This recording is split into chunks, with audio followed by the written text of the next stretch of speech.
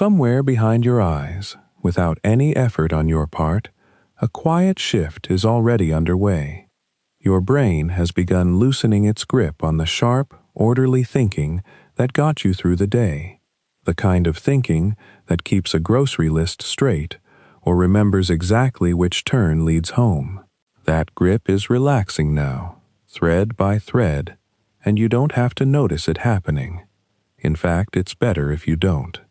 The parts of your mind responsible for logic and order are stepping back ever so slightly, making room for something looser to take their place. This is the boundary land. Researchers who study it call it the hypnagogic state, a word that simply means the passage towards sleep, but you don't need the word to feel its texture. Maybe you've noticed it before without naming it, that stretch of a few minutes, or sometimes longer, where a thought starts out clear and then bends into something strange.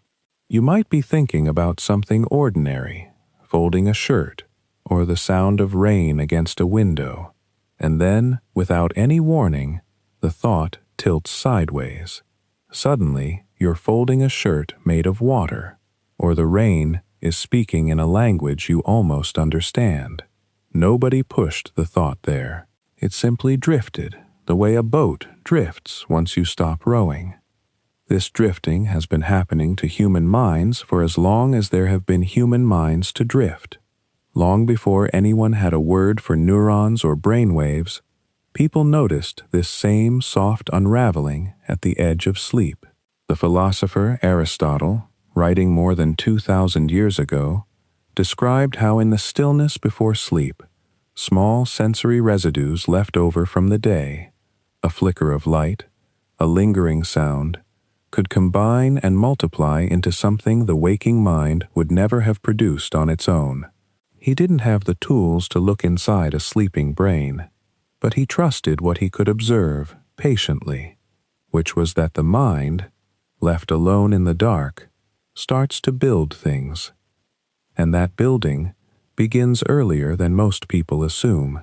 You don't fall asleep and then, sometime later, begin dreaming, as though sleep were a hallway and dreaming a room at the far end of it.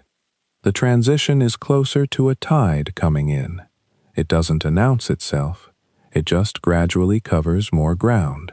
Even now, if your body is settling and your thoughts are softening their edges, some of the same neural machinery involved in dreaming is already warming up, like a musician quietly tuning an instrument before anyone has asked her to play. The mind rehearses images before it fully commits to them. It tests a few colors, a few sounds, the way you might hum a few notes before singing out loud. This is worth sitting with for a moment, because it means the strange internal movies you experience later tonight will not begin from nothing. They will emerge from this exact quiet you're resting in now, the same slow loosening, extended and deepened until it becomes something more vivid and self-contained. There won't be a clean line where waking thought ends and dreaming begins. There will only be more and more surrender to the drift, the way daylight doesn't switch off but fades, degree by degree, until you look up and realize it's night.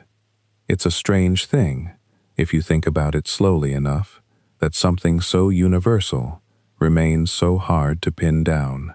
Nearly every human being who has ever lived has dreamed. Babies dream before they can speak. People across every culture, every climate, every era of history have closed their eyes and found themselves somewhere else entirely, walking through rooms that don't exist, meeting people who are impossible combinations of people they know. And yet, if you asked a room full of scientists to define exactly what a dream is, you would get answers that overlap in places and diverge sharply in others. Some would define it by brain activity, tied to certain stages of sleep. Others would define it by the experience itself, the felt sense of being somewhere, doing something, regardless of what the brain happens to be doing at that moment. Even now, Dream researchers debate where the boundaries lie, whether the fleeting images at the edge of sleep count as dreams the same way an elaborate nighttime story does, or whether they belong to some different, related category altogether. This is unusual for something so familiar. Rain is complicated too, in its way. The physics of condensation and pressure systems are not simple, but nobody argues about whether rain counts as rain once it's falling on their shoulders. Dreams resist that kind of easy agreement. Maybe it's because a dream isn't really a single kind of thing. It can be a brief flash, gone before it's noticed. It can be a long, structured story with a beginning and a shape, one that feels, while you're inside it, indistinguishable from being awake.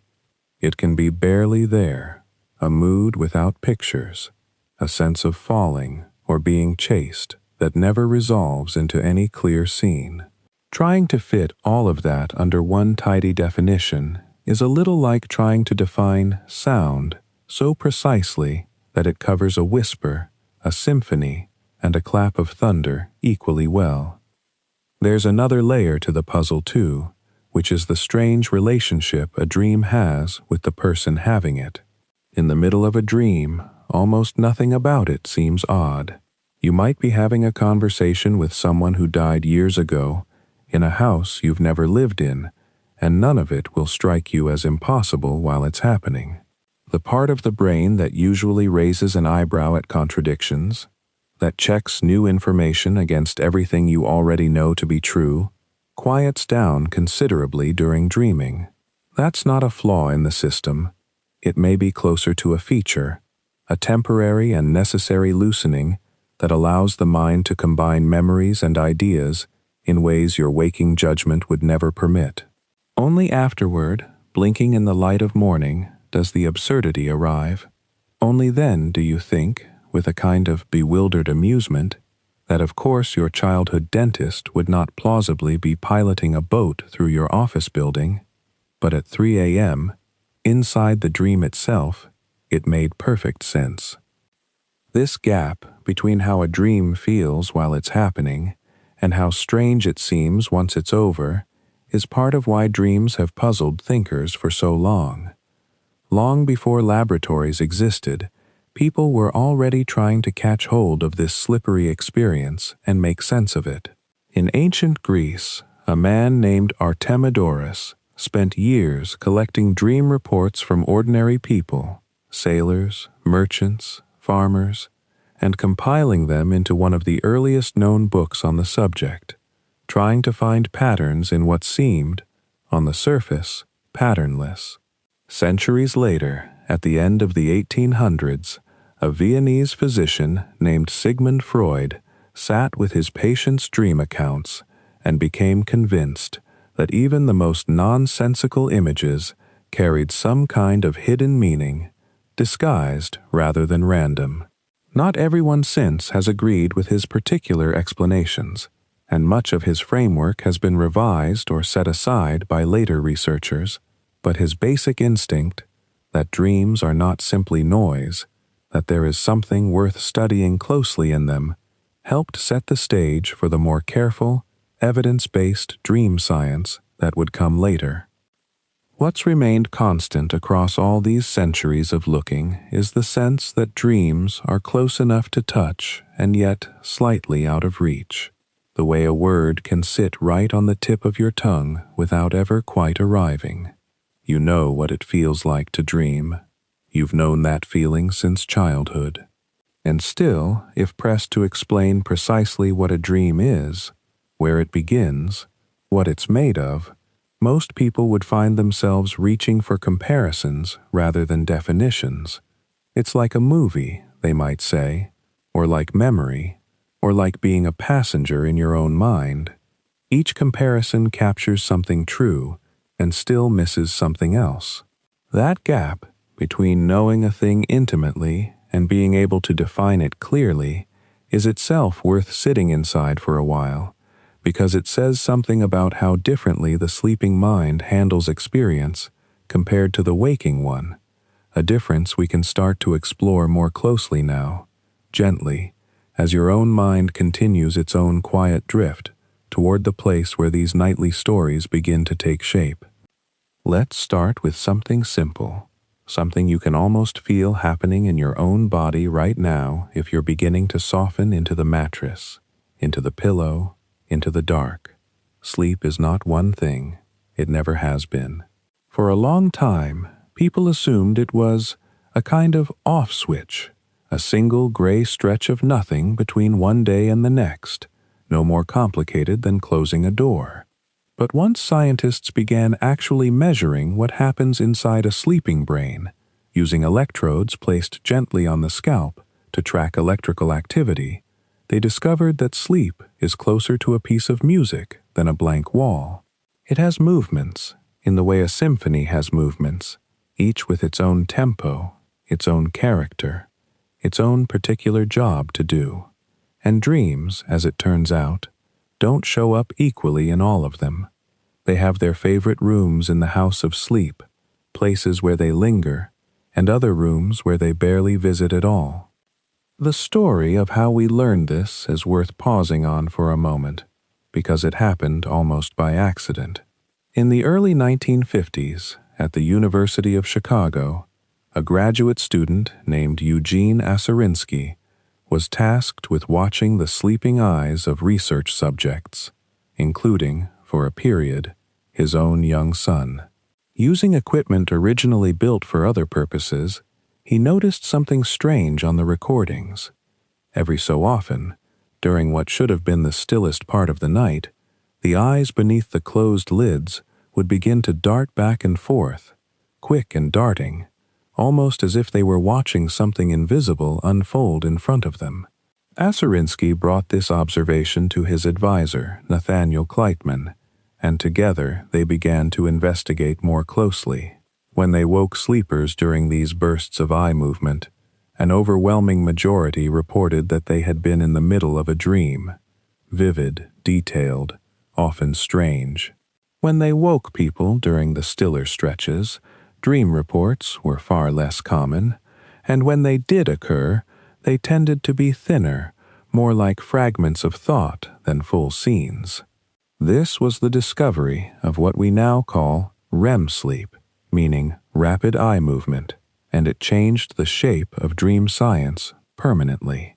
Suddenly, there was a physical marker, something visible and measurable, that seemed to correspond with the mind's most theatrical productions.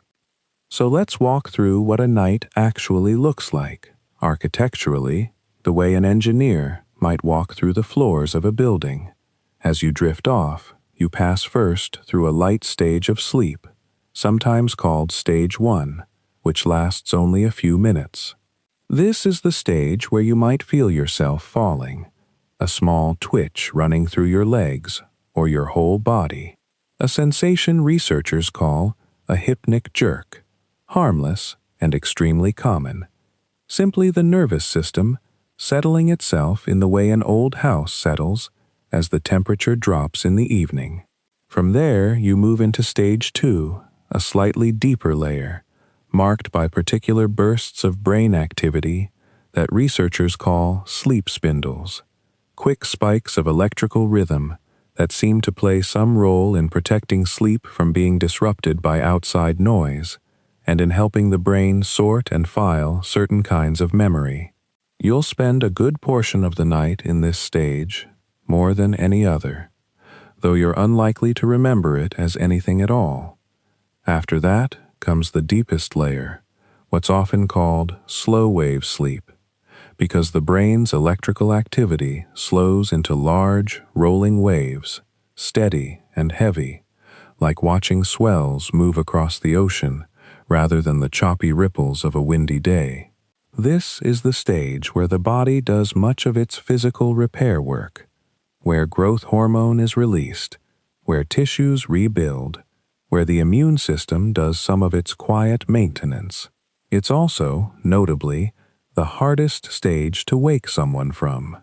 If you've ever shaken awake a child from an afternoon nap and found them groggy, confused, almost cranky in a way that seems unlike them, there's a good chance you caught them in the middle of slow-wave sleep, pulled up too fast from somewhere deep.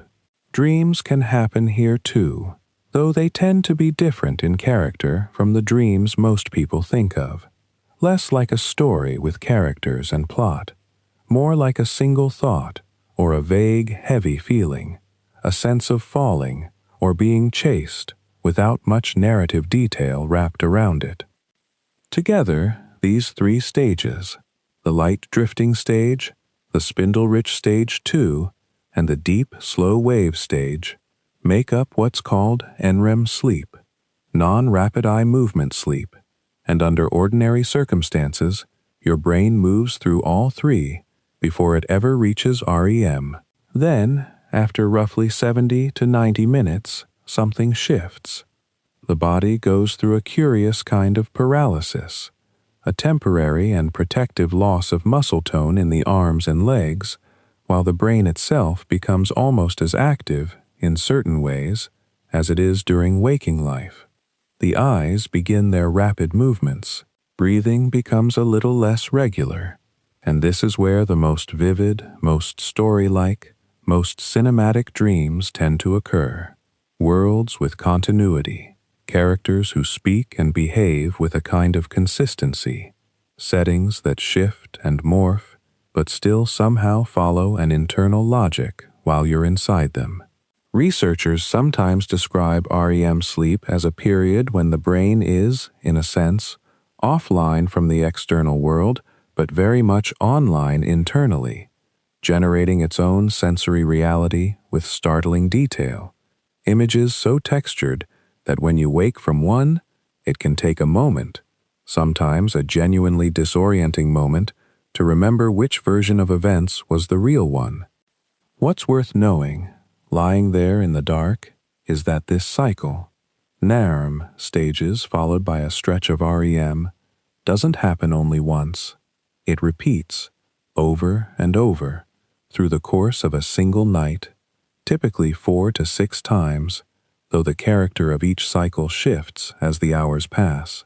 Early in the night, the deep, slow wave stages dominate, and REM periods tend to be brief, sometimes only a few minutes long. But as the night goes on, that balance tips. The slow wave sleep becomes lighter and less prominent, and the REM periods stretch out, sometimes lasting 20 minutes, 30 minutes, even longer as morning approaches. This is part of why the dreams people remember most vividly, the ones that seem to arrive right before waking, often feel so unusually long and detailed. You are, quite literally, catching the tail end of the night's longest and richest REM period, the one your brain saved for last, the way a musician might save the most elaborate movement for the close of a performance rather than the opening. There's an old assumption, still repeated sometimes, that dreaming happens only during REM sleep and nowhere else, but the picture researchers have built over the decades is more layered than that. Dreaming can occur during REM sleep as well, particularly closer to the edges of it, in stage 1 and stage 2, though these dreams are typically reported as shorter, less vivid, more thought-like than sensory, closer to a passing idea than a fully rendered scene. It seems less accurate, then, to think of REM as the sole home of dreaming, and more accurate to think of it as dreaming's favorite neighborhood, the place where dreams tend to grow the most elaborate, the most emotionally charged, the most likely to be remembered clearly enough to describe to someone else over coffee the next morning. And that difference between the thin, fragmentary dreaming of NREM sleep and the fully staged productions of REM turns out to matter quite a bit when we start asking why dreams feel the way they do, and what the sleeping brain might actually be doing while it builds them. The name itself came from a discovery made almost by accident in a sleep laboratory at the University of Chicago in the early 1950s, when a graduate student named Eugene Aserinsky was watching electrical traces from a sleeping subject and noticed something odd. The eyes, hidden behind closed lids, were darting back and forth in bursts, rapid and jerky, nothing like the slow drifting rolls that occur in ordinary quiet sleep. Aserinsky first tested the equipment on his own young son, Armand, watching those strange bursts appear on the polygraph paper and wondering, at first, whether the machine itself was malfunctioning. It wasn't. When he and his advisor, Nathaniel Kleitman, woke sleepers during these bursts of eye movement, the sleepers reported dreams, vivid, detailed, often quite bizarre, far more often than when woken during quieter stretches of sleep.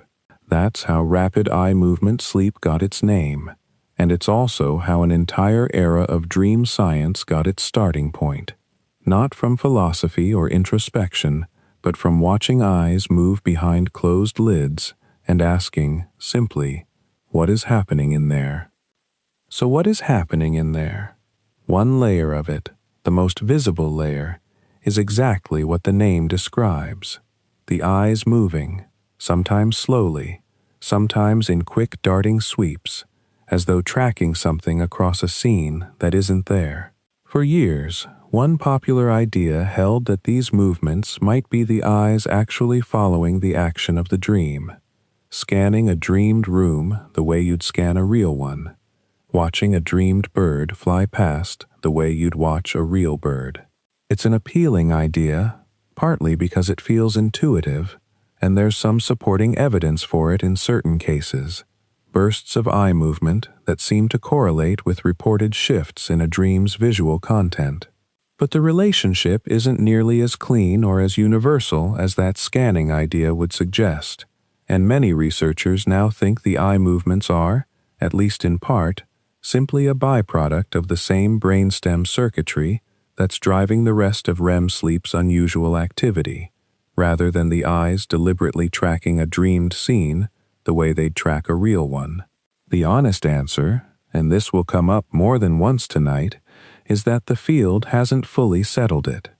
What's clear is that the movement is real. It's distinctive.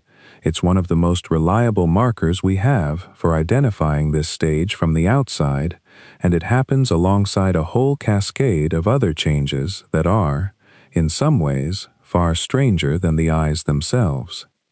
Because while the eyes are moving, the rest of the body is doing something closer to the opposite. Most of your major skeletal muscles go essentially limp.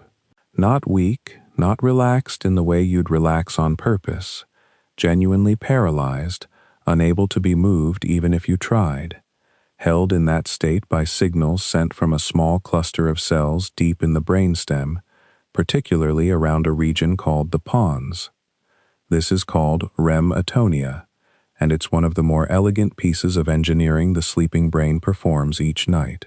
The same brain circuits that are, during this stage, capable of generating vivid running, fighting, falling, flying, all the physical actions so common in dreams, are simultaneously being blocked from actually moving the limbs that would otherwise act all of that out. Think of it like a car with the engine fully revved, but the transmission disengaged. The motor signals are firing. The wheels simply aren't connected to them. Researchers have actually studied what happens when this disconnection fails. In certain rare conditions, the atonia doesn't fully engage, and people have been documented physically acting out the content of their dreams, throwing punches, climbing out of bed, all while still asleep. Those cases, unsettling as they are, end up being a strange kind of proof for how well the system usually works, because they show what dreaming might look like from the outside if the body weren't held so carefully still. Meanwhile, inside the skull, in the brain itself, something quite different from stillness is going on. If you were to look at brain activity during REM sleep using the kind of imaging that measures blood flow and metabolic activity, you'd see something that might surprise you. Much of the brain looks almost as active, in terms of raw energy use, as it does during ordinary waking. This is part of why REM sleep earned an older nickname, still used sometimes today, of paradoxical sleep. Paradoxical because the body is as still and unresponsive as it's ever going to be, while the brain, or large portions of it, are humming along at something close to full waking intensity. But it's not a uniform kind of activity. It's activity concentrated in particular places and quieted in others, and that particular pattern, busy here, hushed there, turns out to explain an enormous amount about why dreams feel the way they do. The busy places include the visual centers toward the back of the brain, which is part of why dreams are so often intensely visual, even though the eyes, behind their closed lids, aren't receiving any actual light or image from the outside world. The brain is generating its own imagery from the inside, using much of the same machinery it would normally use to process a real scene, which is one reason dreamed images can feel every bit as vivid, as textured, as full of color and detail as waking ones. The equipment doing the rendering is largely the same equipment, just running without its usual outside input. The busy places also include structures deep in the middle of the brain associated with emotion, especially a small almond-shaped region called the amygdala, which lights up during REM sleep at levels that can exceed its activity during ordinary waking. This matters enormously for understanding dream content, because it helps explain something almost everyone has noticed, but perhaps never quite named. Dreams tend to run hot emotionally. Fear, anxiety, longing, confusion, sudden joy.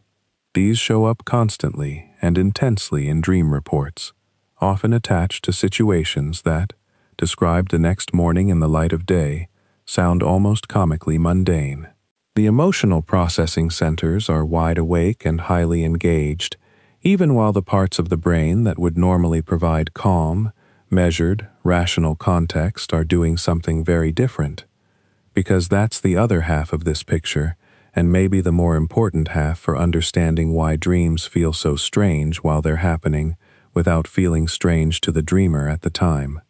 The prefrontal cortex, particularly the region toward the front and sides of the brain most associated with planning, judgment, working memory, and the kind of careful logical evaluation you use constantly while awake, without even noticing you're using it, shows markedly reduced activity during REM sleep.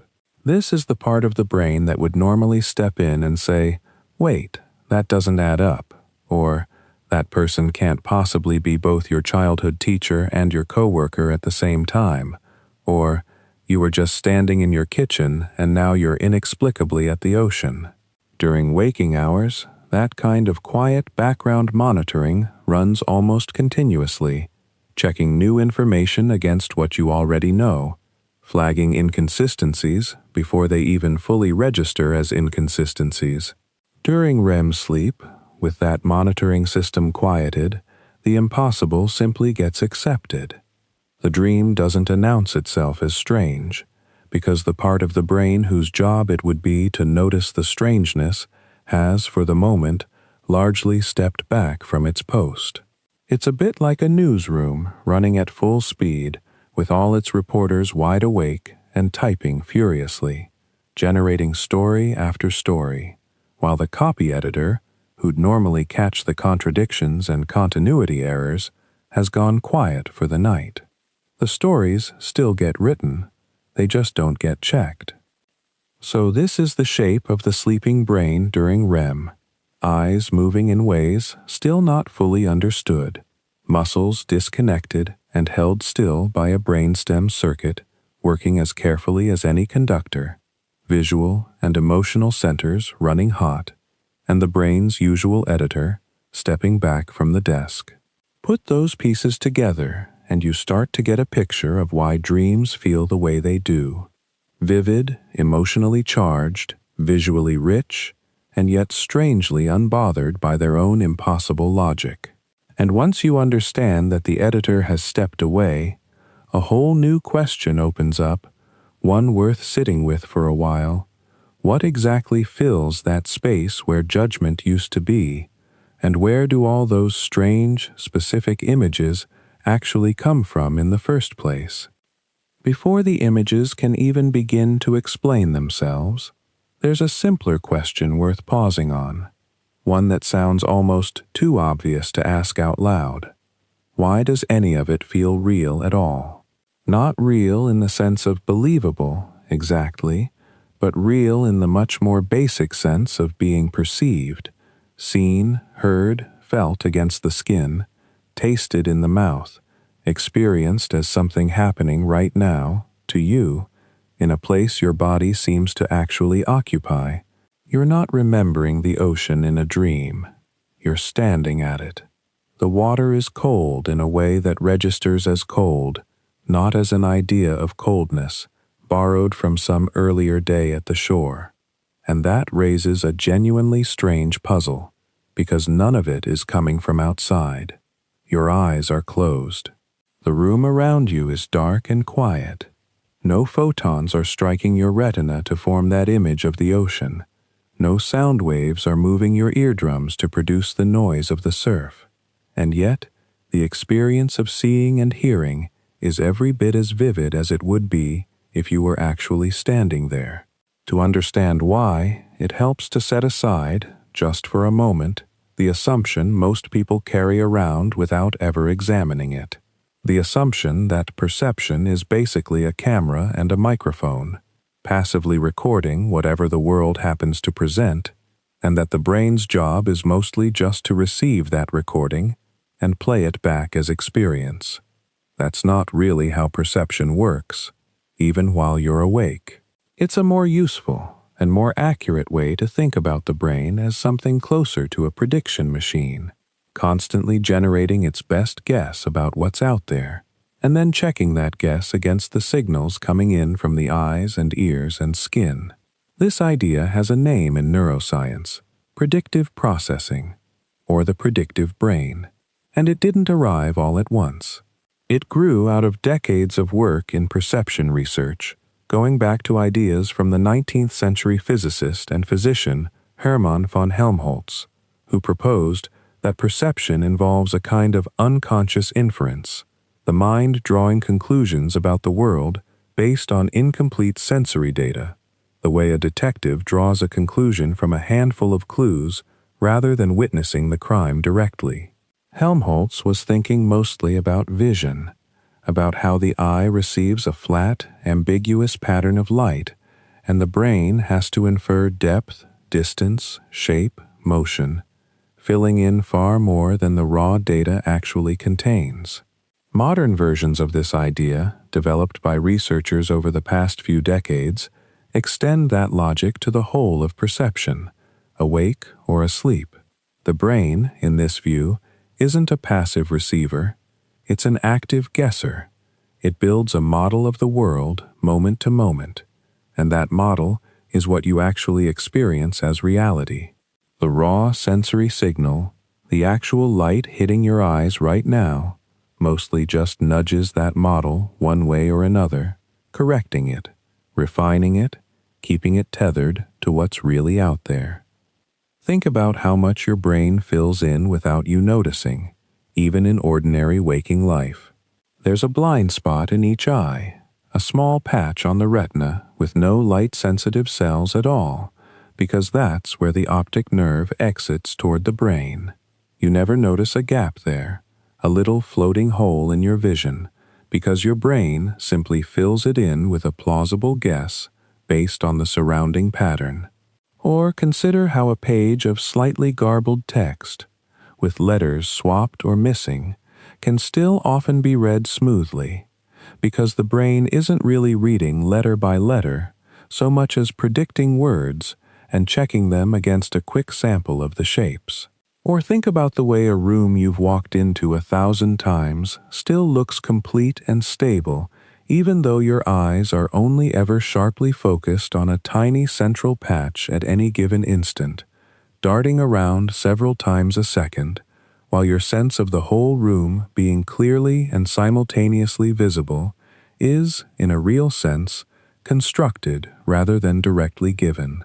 Waking perception, in other words, is already mostly the brain's model, constantly checked and corrected by a thin, fast trickle of incoming sensory data.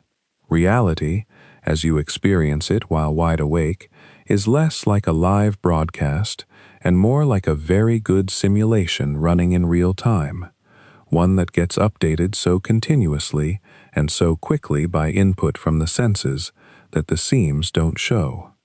Now take that same model building system and cut off the trickle of outside correction. That's essentially what happens during REM sleep. The eyes are closed.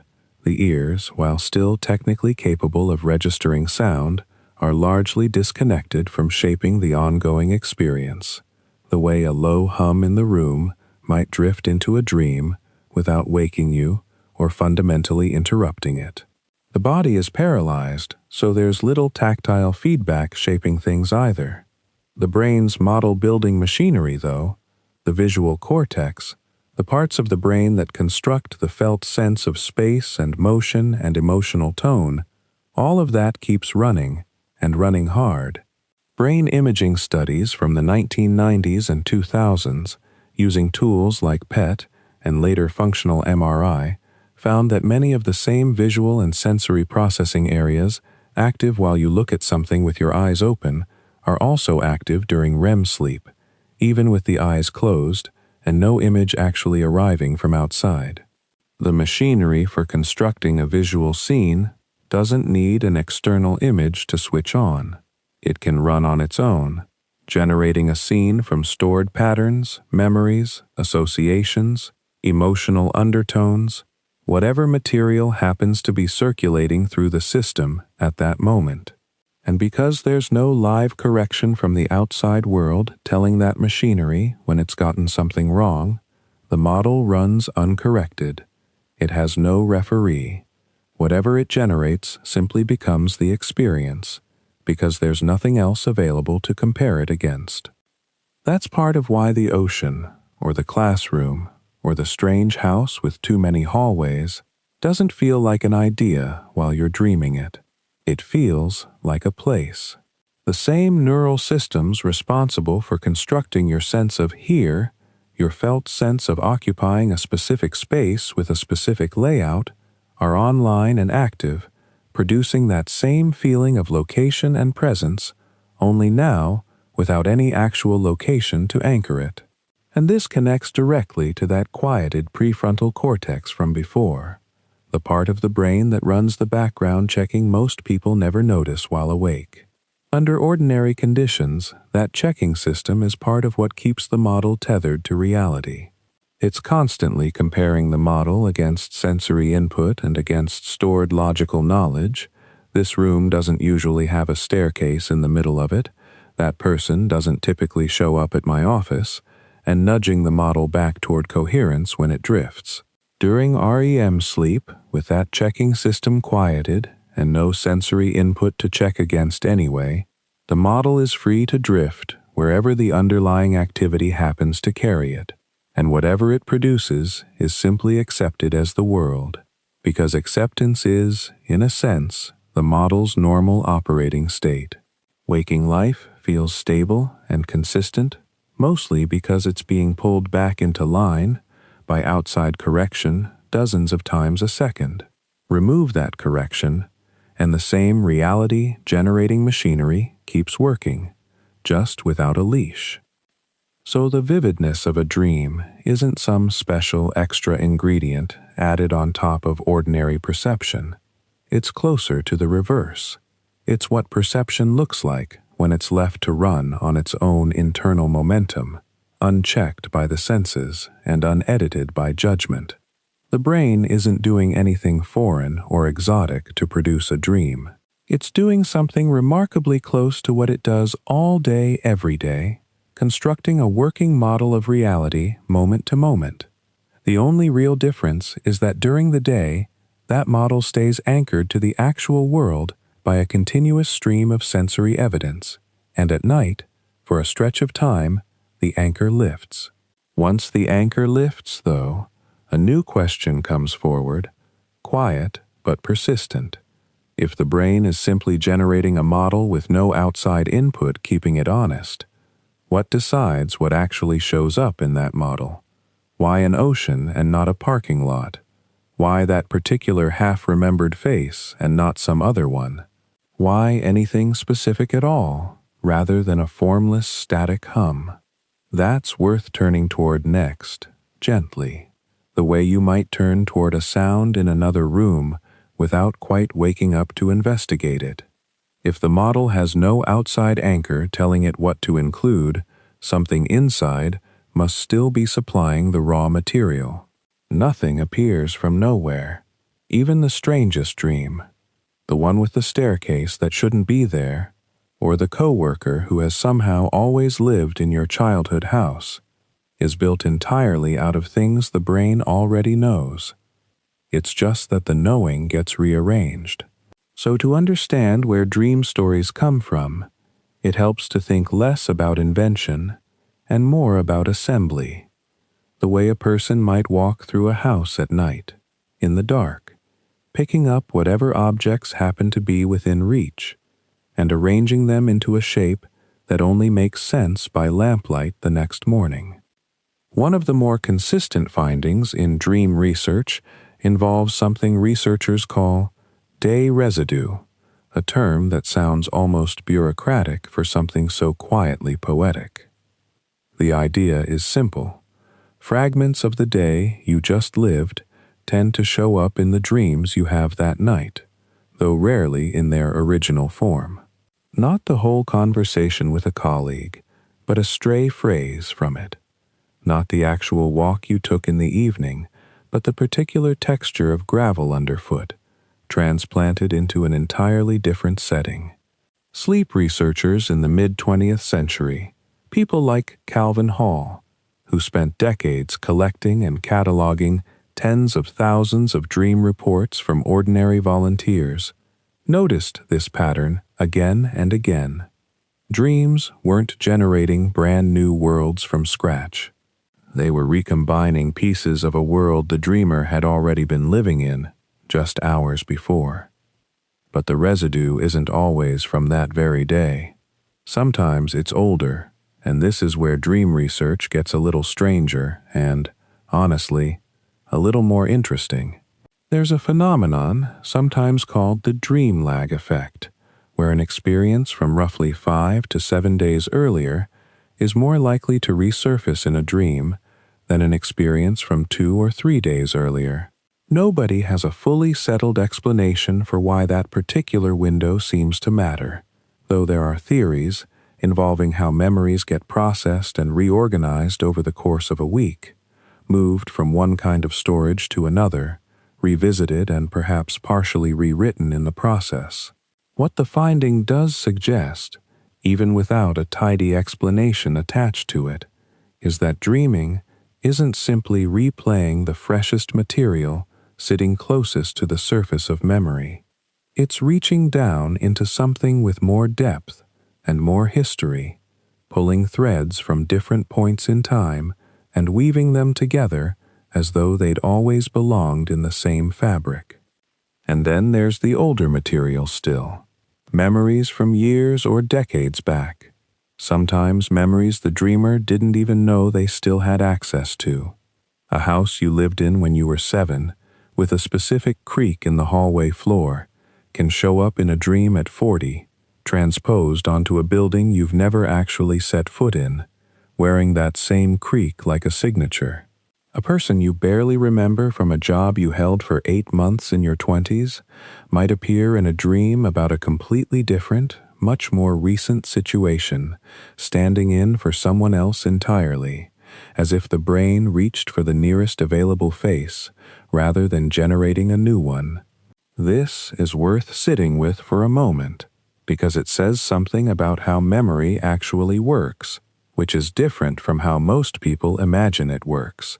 Memory isn't a filing cabinet where a specific day gets placed in a specific folder and retrieved intact when needed.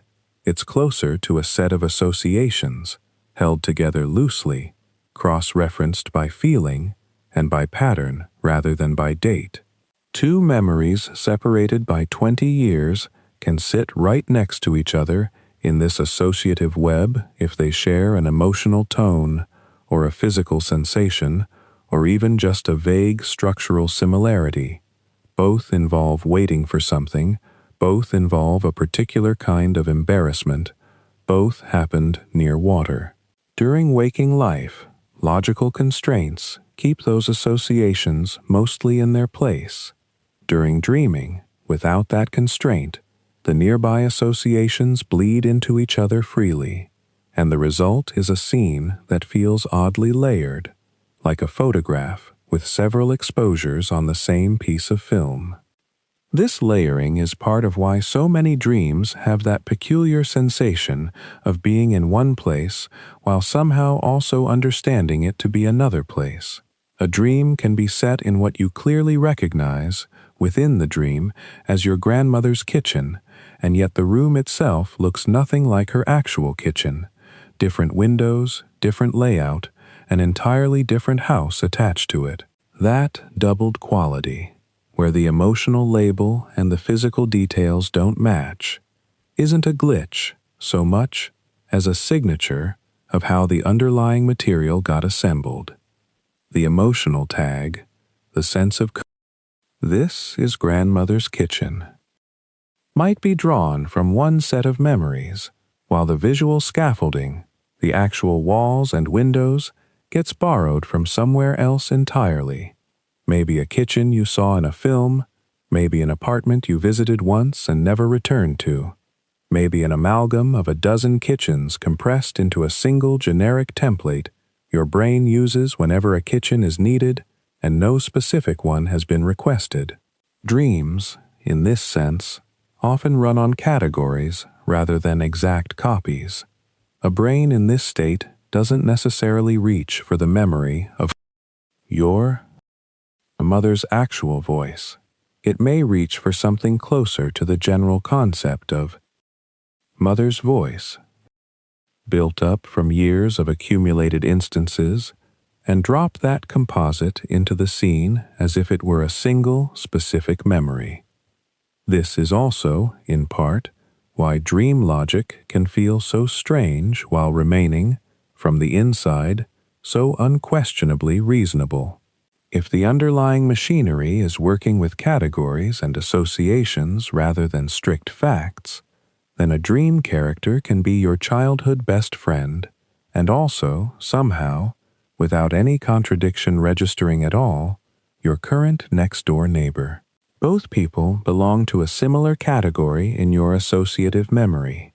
People who are close to you, people who feel safe, people from a particular emotional register, and the dreaming brain, running without its usual fact-checker, is content to merge them into one figure rather than keeping them separate. You don't notice the merge as strange while it's happening, because nothing in the dream state is comparing this figure against an external record demanding consistency. Only later, describing the dream to someone over coffee, does the sentence come out sounding impossible. It was my friend from third grade, but also, somehow, my neighbor.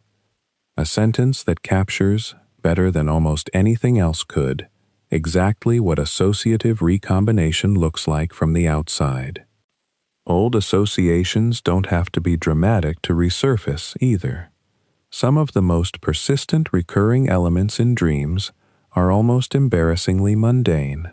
A specific hallway from an elementary school, a particular shade of green that belonged to a car nobody in the family owns anymore, the sound of a specific door hinge.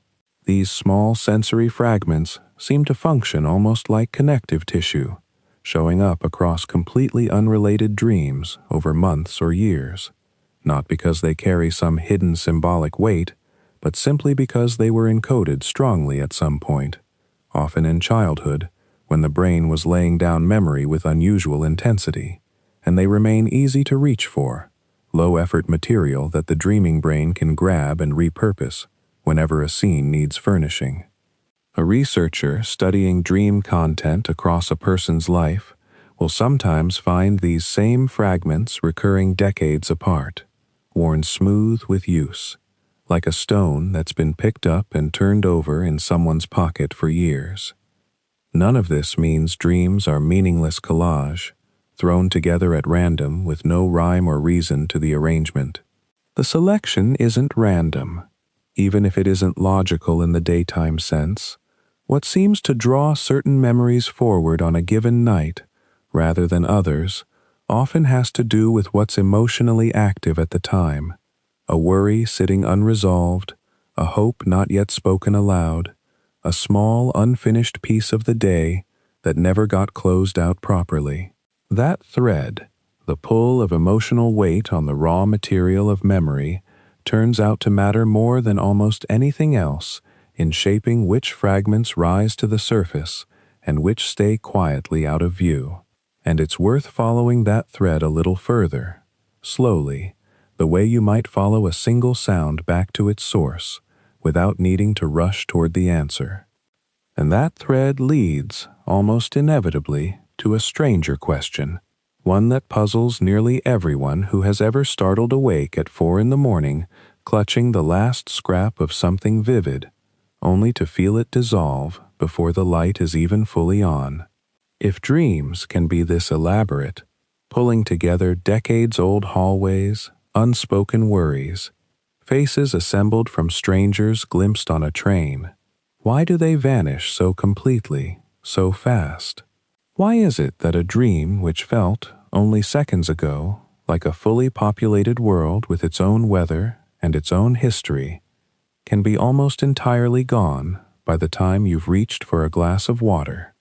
Part of the answer has to do with simple chemistry, the kind that governs how memories get written down in the first place.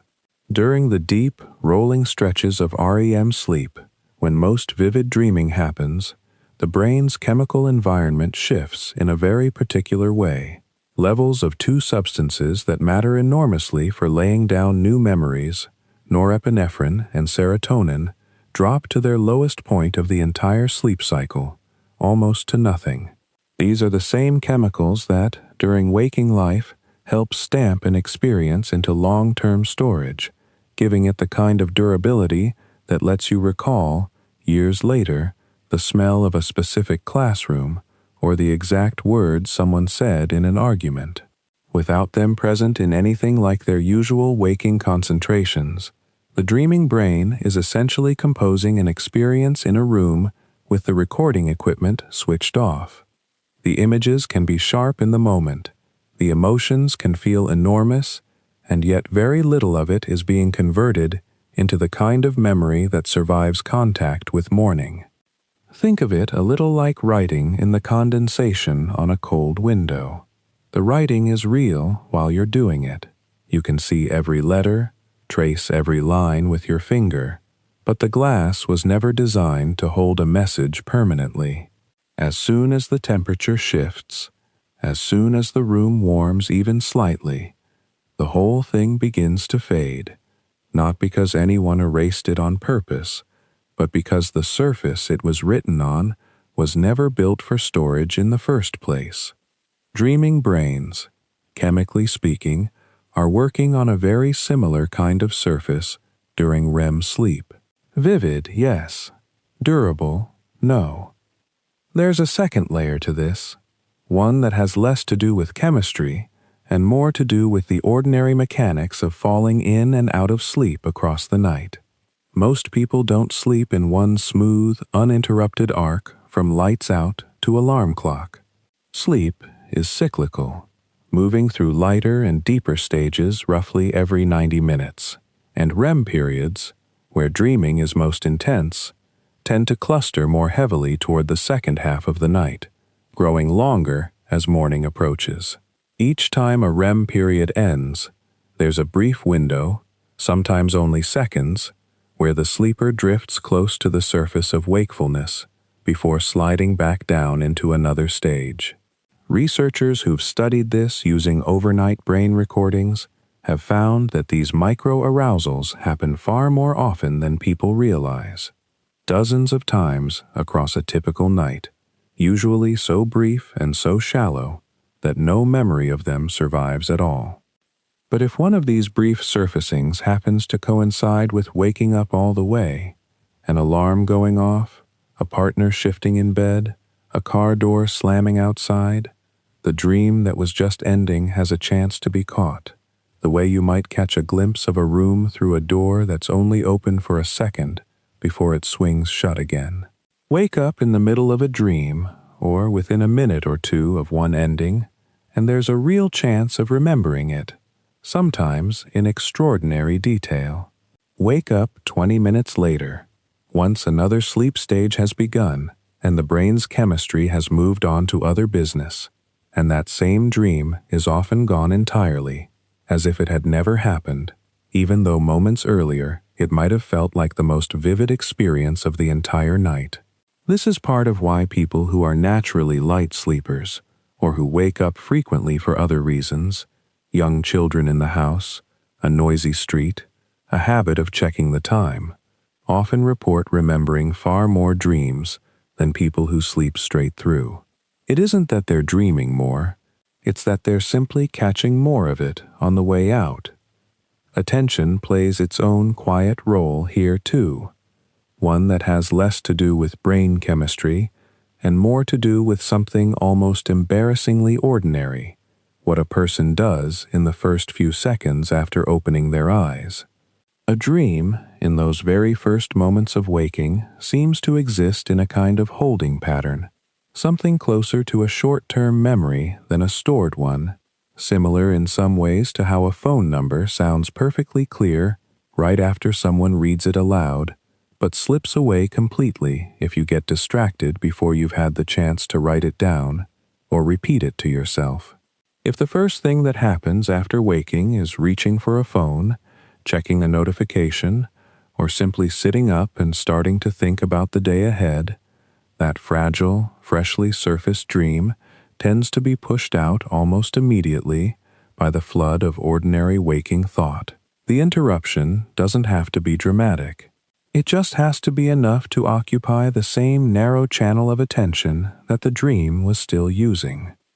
This is, in a fairly literal sense, why the well-worn advice about keeping a notebook by the bed actually has some grounding in how memory works, rather than being simply a nice ritual. The advice isn't really about writing skill or discipline. It's about timing, lying still for even a handful of seconds after waking, eyes closed or barely open, before moving, before speaking, before letting the mind reach for anything else, gives the dream a slightly longer window to be reviewed internally, turned over once or twice, before the ordinary business of the day starts crowding in. Some people find it helps to ask themselves a very simple, almost mundane question in that window. Where was I? Who else was there? What had just happened? The kind of question that doesn't require full wakefulness to answer, and that seems to nudge the fragile trace just far enough toward stability that it survives long enough to be written down or told to someone else. Even then, what gets carried forward often isn't the dream in full, but something more like an impression of it, a mood, a color, the sense that something urgent was happening, even if the details of what that urgency was about have already slipped away. Reported dreams, the sort psychologists and dream researchers collect for study, are almost certainly a distorted sample of what's actually happening during sleep each night, weighted heavily toward whatever happened to occur closest to an awakening, rather than an even record of the dreaming that took place across the whole night. This means, in a way that's easy to overlook, that the dream you remember most vividly from any given night probably isn't the most important or most representative one your brain produced. It's simply the one that happened to be running when something interrupted your sleep at just the right moment to let it slip through before the window closed. None of this makes the forgetting feel any less strange in the moment it happens, standing at the sink with toothbrush in hand, aware that something rich and detailed was just there, close enough to almost touch, and is now genuinely gone in a way that feels different from ordinary forgetting. But understanding the mechanism, the chemistry that never quite locks the images in place, the brief surfacing that either catches a dream or lets it pass, the narrow window of attention right after waking, makes the experience feel less like a personal failing and more like the simple, structural cost of how sleep itself is built. And once that piece settles into place, it opens onto another puzzle, worth sitting with quietly. Not why dreams disappear, but why, every so often, one refuses to. Some dreams, instead of dissolving the way most do, seem to plant themselves and grow roots. A person might go years without dreaming about a particular thing and then find themselves back in it. The same hallway, the same wave rising over the same shoreline, the same test they never studied for, appearing again and again across months or even decades, sometimes so similar in feeling that the dreamer half expects to know how it ends before it's finished. There's a peculiar quality to this kind of repetition, something almost architectural about it, as though the mind had built a small, permanent room somewhere and simply kept returning to stand in the doorway. Recurring dreams like this are common enough that nearly every dream researcher who has ever collected accounts from ordinary sleepers has come across them, filling notebooks and questionnaires with the same handful of scenes described in 1,000 different voices. And what's interesting is that the content tends to cluster around a fairly narrow set of situations, as if the human imagination, given the entire night to work with, kept choosing from the same short list. Being chased, without being able to run properly, legs gone heavy and slow, as though wading through something thick. Falling and never quite landing, the stomach dropping away in that first instant, and then the fall simply continuing, without a floor ever arriving to end it. Standing in front of a crowd having forgotten to get dressed, the specific cold flush of being seen in a way no one is supposed to be seen. Discovering, with a lurch, that a class you signed up for months ago has a final exam happening right now, one you never once attended, the syllabus a total blank, the room full of strangers who all seem to know exactly what page to turn to. It would be easy to mistake this clustering for evidence of some shared dream language, a symbolic code where a falling dream always means one thing and a chasing dream always means another, a kind of lock that opens with the same key no matter whose door it's fitted to. That idea has old roots, going back at least to the priests and physicians of the ancient world who kept dream books listing meanings for specific images, ledgers of symbols passed hand to hand for centuries, a snake meaning this, a burning house meaning that, and carried much further by Freud, who treated dream content as a kind of code to be cracked, each symbol standing in for something the waking mind had refused to look at directly. It's a compelling structure, partly because it promises that dreams are not just intense but legible, that if you knew the right key, you could read your own unconscious like a letter left for you to find in the morning. There's a real comfort in that promise, the idea that the strange pictures playing behind closed eyes are actually a message, patiently waiting to be decoded rather than simply happening.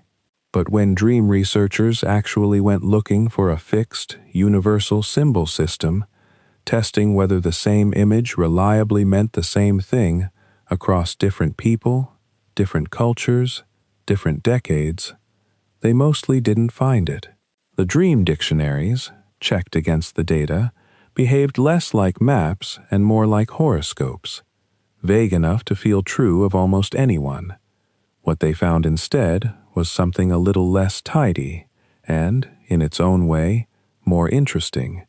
Dreams don't seem to run on a shared vocabulary of symbols so much as on a shared vocabulary of feeling.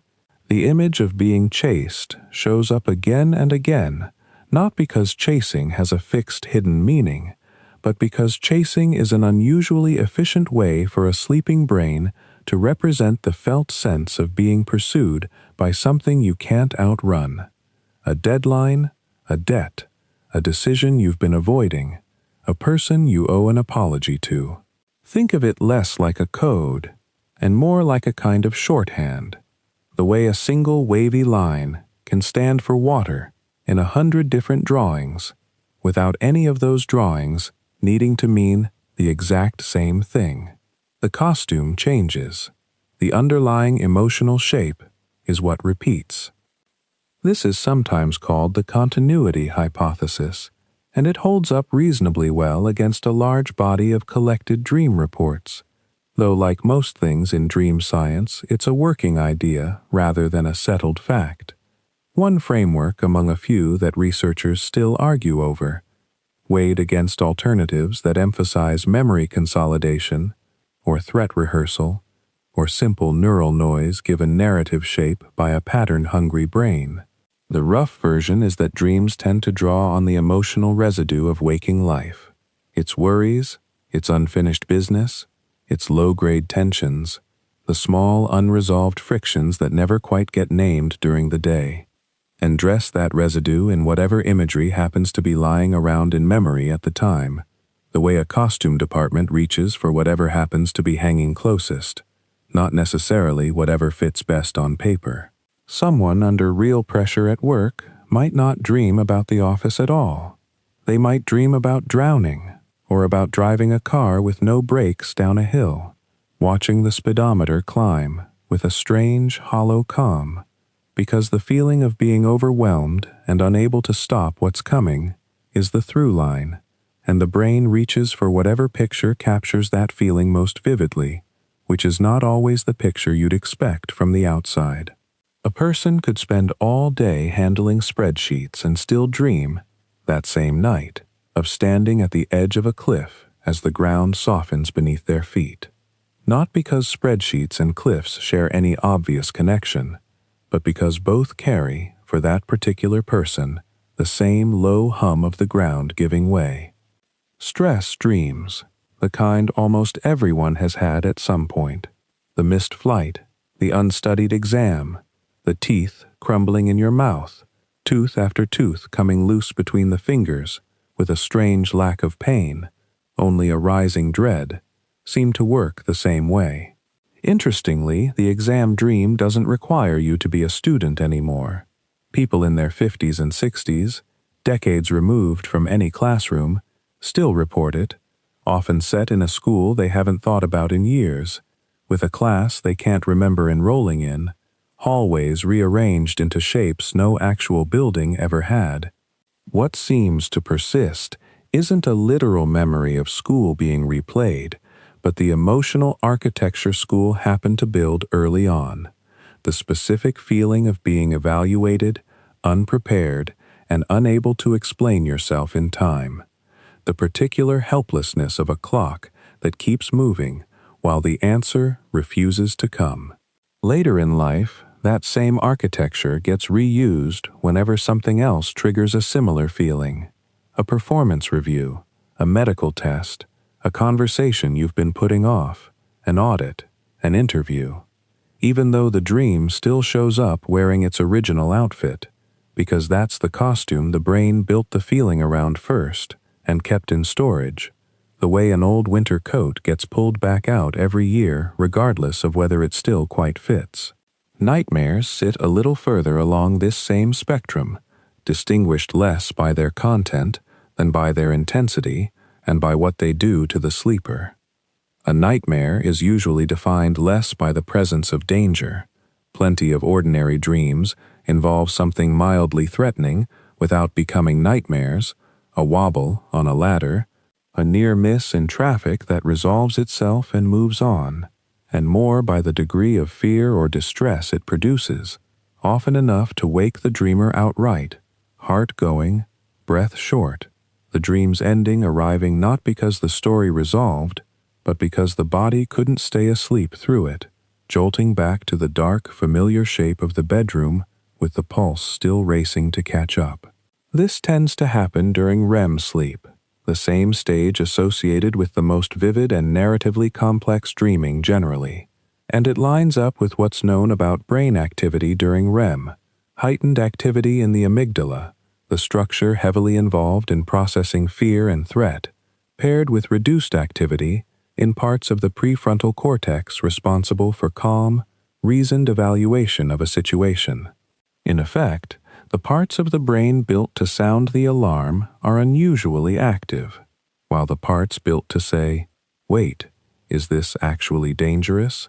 are unusually quiet, a bit like a smoke detector, wired directly to the sprinklers, with no one left in the room to check whether there's actually a fire.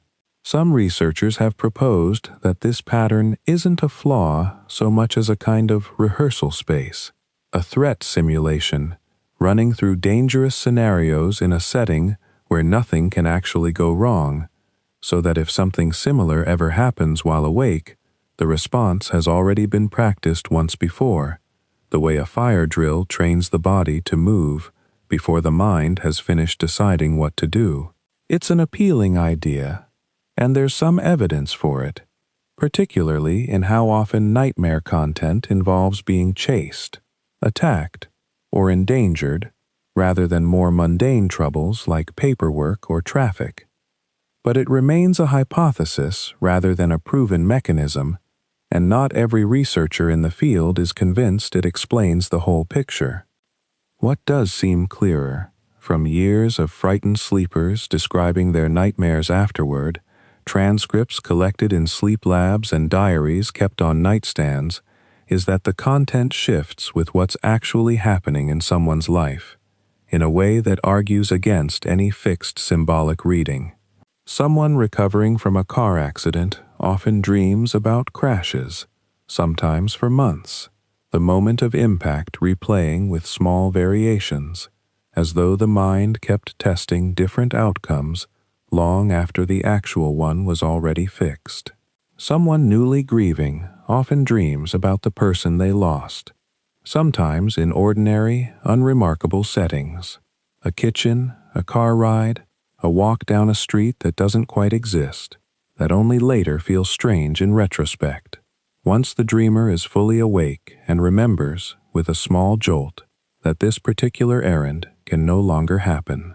During periods of widespread collective stress, wartime for instance, or the early stretch of a pandemic, with its shared, low undertone of uncertainty, researchers who collect dream reports have noted shifts across whole populations toward more anxious, more threat-heavy dream content, as though the general emotional weather of waking life were leaking, almost inevitably, into the imagery of sleep, entire cities dreaming in a slightly different key for a while.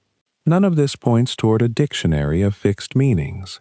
It points toward something closer to weather itself, the same underlying pressure system producing different storms depending on where it happens to make landfall, shaped as much by what a person has recently seen, feared, or lost as by anything more universal.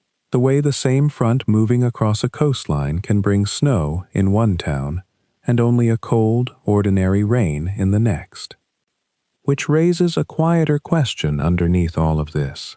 Not why frightened dreams happen, but what it might mean that the mind, left alone at night with no audience and nothing to prove, keeps circling back to certain feelings on its own, working through them in imagery it never bothers to explain, in a language that was never really meant to be translated so much as simply felt. There's a particular kind of dream that breaks the usual rule entirely, a dream in which the person having it suddenly realizes, mid-scene, that they are dreaming. The realization can arrive quietly, almost as a passing thought, or it can arrive like a light switching on in a dark room, sudden and total.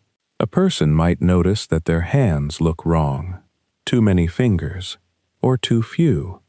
They might notice that a dead relative is standing in the kitchen, perfectly ordinary, and some part of the mind that had been asleep along with the rest of them suddenly wakes up just enough to say, "Wait, that can't be right." And in that instant, something changes. The dream doesn't necessarily end, but the dreamer's relationship to it does. This is lucid dreaming, and it has a much longer history of curiosity than most people realize. Aristotle, writing in the 4th century BC, noted in passing that sometimes when we are asleep, there is something in consciousness which declares that what then presents itself is but a dream. He didn't dwell on it, but the observation sat there for over 2,000 years, occasionally picked up by philosophers and mystics, until a Dutch psychiatrist named Frederik van Eeden gave it a name in 1913, publishing an account of his own dreams under the title A Study of Dreams, and coining the term lucid dreaming to describe this strange pocket of self-awareness inside sleep. For most of the 20th century, though, the idea sat at the edges of respectable science, closer to folklore or spiritual practice than to anything a laboratory could measure. The trouble was obvious. A sleeping person cannot simply raise their hand and say, "I know I'm dreaming right now." Sleep, for all practical purposes, cuts a person off from any way of reporting what's happening in real time. Whatever was going on inside a dream stayed inside it, available only second-hand, after waking, filtered through memory and language, and all the distortions that come with both. That changed in the early 1980s, largely through the work of a researcher named Stephen LaBerge at Stanford, who realized there was one channel still open between a dreaming person and the outside world: the eyes. During REM sleep, the muscles of the body go slack, paralyzed by mechanisms in the brainstem that prevent a person from acting out their dreams. But the eye muscles are spared. They move, rapidly and often, tracking the visual content of the dream the way waking eyes track a scene in front of them. LaBerge trained volunteers, using techniques for recognizing when they were dreaming, and asked them to do something specific the moment they became lucid inside a dream. Move their eyes left, right, in a distinct, prearranged pattern, unmistakable against the more erratic movements of ordinary REM sleep. Then he watched the polygraph, and there it was, the signal, arriving exactly as promised, timed to a lucid dreamer's own internal sense that they had just realized, inside the dream, that they were dreaming. It was a small thing, 4 eye movements traced on a strip of paper, but it did something important. It gave lucid dreaming a foothold in physiological time. For the first time, a sleeping brain could send a message to a waking observer, confirming that yes, right now, in this exact moment of REM sleep, someone in there is aware. That eye signaling method has since been repeated and refined in labs around the world, and it settled a basic question that had lingered for decades. Lucid dreaming is a real, verifiable phenomenon, not simply a trick of memory where people reconstruct false awareness after the fact. It happens during REM sleep, confirmed by the same brainwave patterns and rapid eye movement that mark any other dream, with one identifiable difference layered on top. Once researchers had a reliable way to catch the moment lucidity begins, they could start looking at what the brain is actually doing differently in that state, and the picture that's emerged is genuinely interesting, if still incomplete.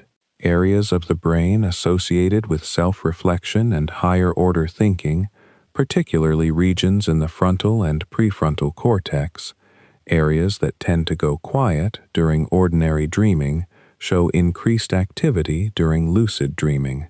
These are roughly the same regions involved in what psychologists call metacognition, the capacity to think about your own thinking, to step back and evaluate your own mental state rather than simply being absorbed in it.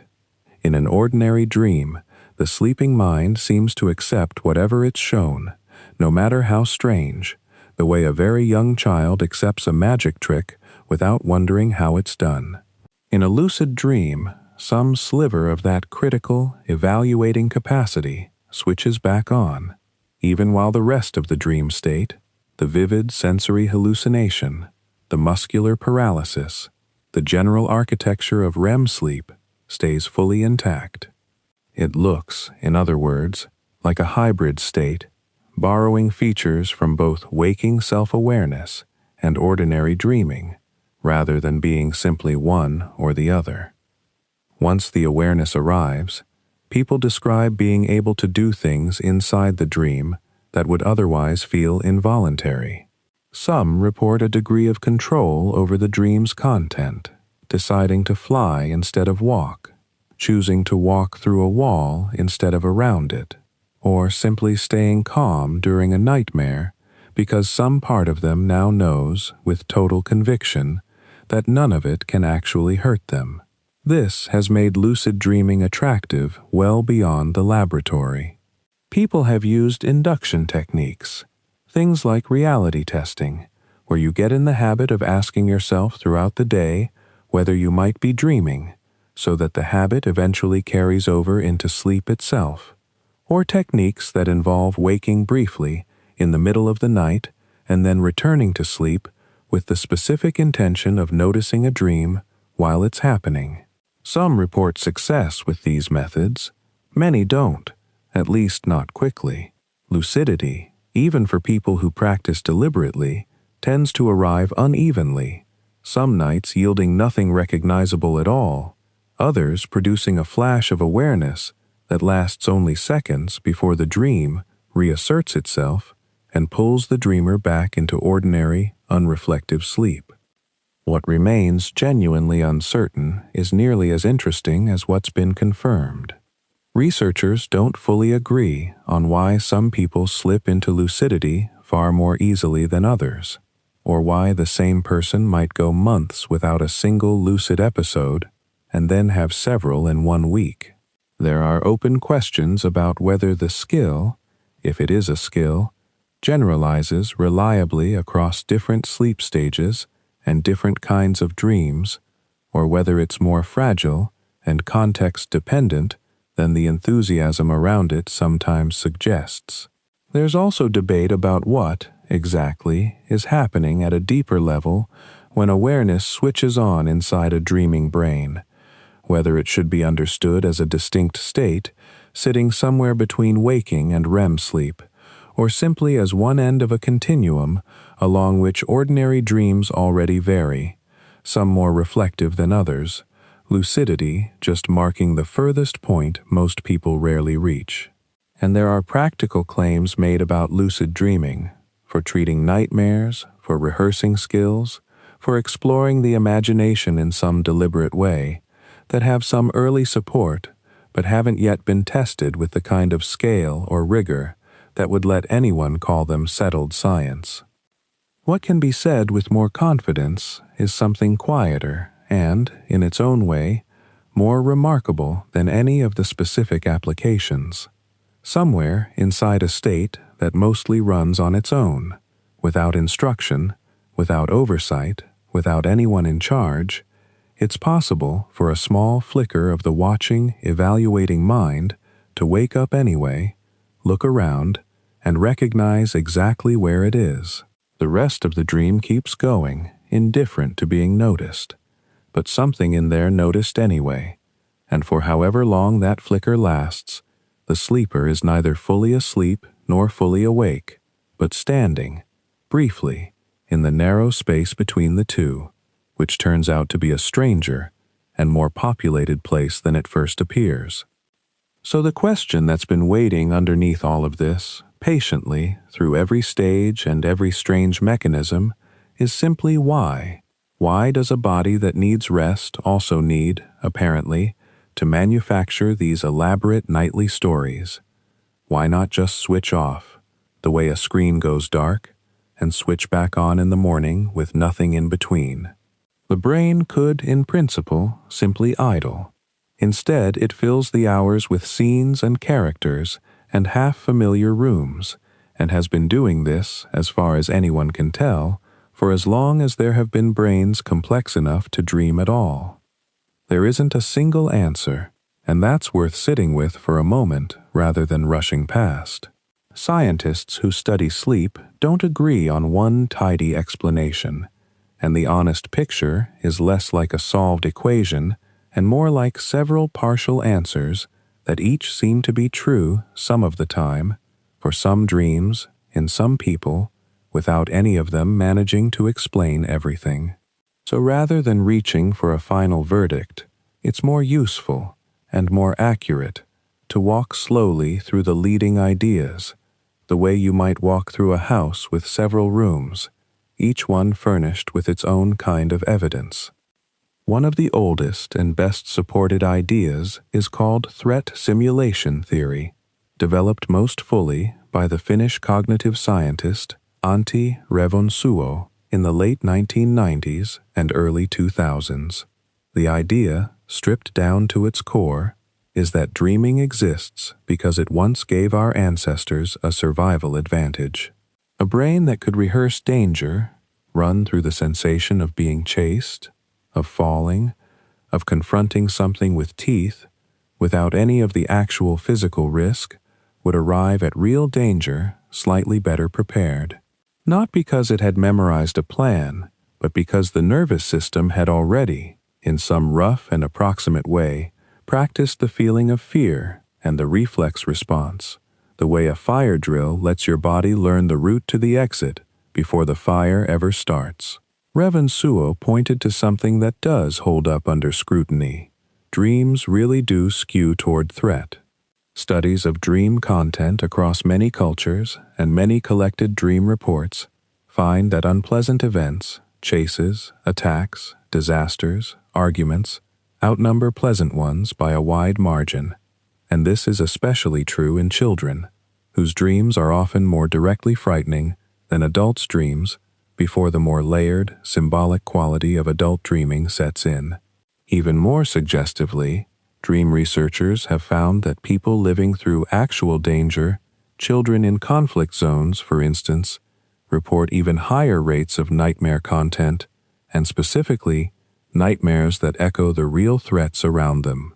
That fits neatly with the idea that dreaming is calibrated, at least in part, to the level of real danger a person's waking life contains. But threat simulation, however elegant, doesn't explain why so many dreams are mundane. Most dreams don't feature monsters or falling or running. Most dreams are closer to reheated versions of an ordinary day, a conversation with a coworker, a walk through a half-remembered street, standing in a kitchen looking for something. If dreaming were purely about rehearsing danger, you'd expect far more menace than actually shows up in the average dream diary. So the theory covers something real, but not everything, and that gap is exactly where the next idea steps in. That next idea centers on emotion rather than danger specifically. The notion that dreaming exists to help process and regulate whatever a person is feeling, particularly the feelings that were too large, too raw, or too unresolved to fully metabolize during the day. This view has deep roots, going back in different forms all the way to Freud, who believed dreams gave disguised expression to wishes the waking mind wouldn't tolerate, though the modern version of this idea looks quite different from anything Freud proposed. Contemporary emotional processing theories, developed by researchers including Rosalind Cartwright, whose decades of work tracking dreams through divorce, grief, and depression remain some of the most detailed longitudinal dream studies ever conducted, suggest something more specific. That REM sleep, the stage when most vivid dreaming occurs, allows the brain to revisit emotionally charged memories while a key stress chemical, noradrenaline, is at its lowest level of the entire day. In effect, the brain gets to relive something difficult, but with the volume on the alarm system turned down. Cartwright's research followed people going through divorce and found that those whose dreams directly incorporated their spouse and the emotional content of the separation tended to come through the depression associated with divorce more successfully than those whose dreams avoided the subject entirely. The dreaming, in other words, wasn't just a symptom of distress. It looked like it might be doing something, taking the sharp edge off a memory by replaying it in a context where the original danger, the original heartbreak, no longer applied. This connects closely to a related and increasingly well-supported idea about memory itself, the notion that sleep, and dreaming within it, helps consolidate what a person has learned, sorting through the day's experiences and deciding, in some largely automatic way, what gets kept and strengthened and what gets allowed to fade. There's solid evidence that sleep improves memory retention and skill learning generally. People who sleep after practicing a task, whether it's a physical movement or a list of words, tend to perform better on that task afterward than people who stayed awake the same number of hours. What's less settled is how much of that improvement depends on dreaming specifically, as opposed to simply the underlying sleep architecture, the cycling through different stages, that dreaming happens to accompany. Some researchers, including Robert Stickgold at Harvard, have found intriguing links between the content of dreams and the material being learned. In one well-known study, people learning a computer maze task who reported dreaming about the maze during a nap afterward showed greater improvement than those who napped but didn't dream about it, suggesting the dreaming itself, not just the sleep, played some active role. But this remains an area of real debate, and it would be overstating things to say dreaming has been proven necessary for memory consolidation. It may be more like a visible symptom of a deeper process, the way steam, rising from a pot, tells you water is heating, even though the steam itself isn't what's cooking the food. Then there's a cluster of ideas about creativity and problem-solving, the sense many people have that dreams occasionally hand them something genuinely useful, an idea, a connection, a solution that eluded them all day. The history here has some wonderful documented cases. The chemist Auguste Kekulé described realizing the ring structure of the benzene molecule after a daydream, or possibly a dream, of a snake biting its own tail. Paul McCartney has said the melody for the song Yesterday came to him whole in a dream, so completely formed that he spent weeks afterward convinced he must have unconsciously plagiarized it from somewhere else before accepting it was his. These stories are compelling, but they're also, by nature, exactly the kind of story that gets remembered and retold precisely because it's remarkable, while the thousands of ordinary, forgettable dreams that led nowhere simply vanish from memory the way most dreams do.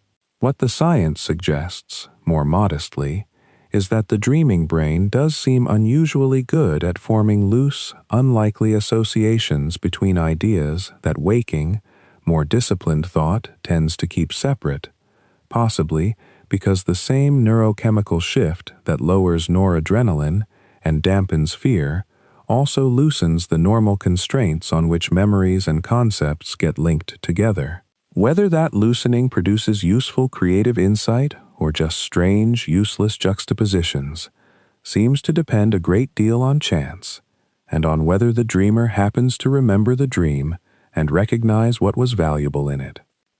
More recently, a different kind of explanation has emerged from the world of computational neuroscience, one that reframes dreaming not as rehearsal or processing exactly, but as a kind of maintenance for prediction itself.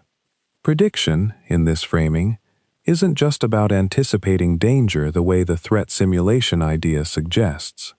It's about keeping the whole forecasting machinery calibrated so that the models your brain uses to guess what happens next, in a hallway, in a conversation, in your own body, don't drift too far from reality during the long stretch of night when no new sensory information is coming in to correct them.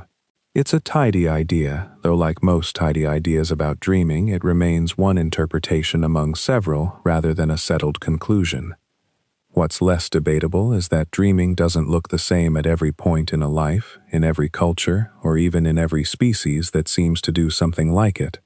and those differences turn out to be almost as revealing as the dreams themselves. Start with children, because their dreams are strange, in ways that surprised the researchers who first studied them carefully. A Swiss developmental psychologist named Jean Piaget, and later an American sleep researcher named David Folks, who spent decades running children through sleep labs, found that dreaming doesn't simply appear fully formed the moment a child starts sleeping through the night. Young children, when woken from REM sleep and asked what was happening, often report something surprisingly thin. A cow standing in a field. A dog. Nothing happening to anyone. No story. Sometimes barely an image at all. The vivid, plot-driven, emotionally charged dreams most adults take for granted, the kind where you're being chased or flying or reliving a conversation gone wrong, don't seem to be fully in place until somewhere around age 7 or 8, roughly tracking the same cognitive milestones that show up in a child's waking storytelling and imagination. It's a strange thought that the capacity to dream a story about yourself might be something a young brain has to grow into, the same way it grows into telling one out loud. And nightmares, when they do arrive in force, tend to cluster in early childhood, often peaking between ages 3 and 6, a stretch of life already crowded with fears about separation, the dark, and things that might be hiding in closets, all of which seem to slip easily into the unguarded hours of sleep.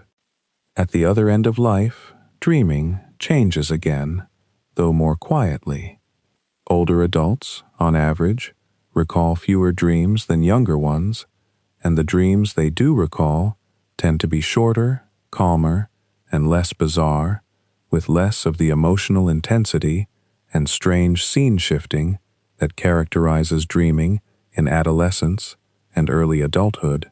Some of this likely traces back to changes in sleep architecture itself.